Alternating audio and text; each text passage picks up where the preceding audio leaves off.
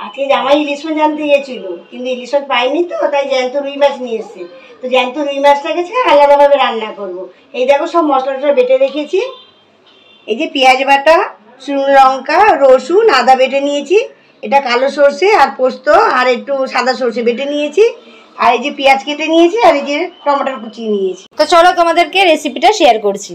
গরম তেলে মা মাছগুলো ভেজে তুলে নিল। এইবার ওই তেলে গোটা গরম মশলা ফোড়ন দিয়ে পেঁয়াজ কুচানো দিয়ে দিল। পেঁয়াজগুলোকে হালকা লাল লাল করে ভেজে নিল। দেখো পেঁয়াজগুলো ভাজা হয়ে গেছে। এবার বাটা পেঁয়াজগুলো দিয়ে পেঁয়াজটাকে ভালো করে কষিয়ে নেবে। কষিয়ে নেওয়ার পর বাটা মশলা আদা রসুন শুকনো লঙ্কা বাটা, হলুদ গুঁড়ো, জিরে গুঁড়ো, ধনে গুঁড়ো, গোলমরিচের গুঁড়ো, সামান্য একটুখানি নুন আর কাটা টমেটোর দিয়ে এইবার মশলাটাকে মা ভালো করে কষিয়ে নেবে। কষানোর পর এর মধ্যে পোস্ত আর সর্ষে বাটা দিয়ে সামান্য একটুখানি জল দিয়ে মশলাটাকে আরও ভালো করে 2-3 মিনিটের মতন কষিয়ে নেবে। এরপর গরম জল দিতে হবে।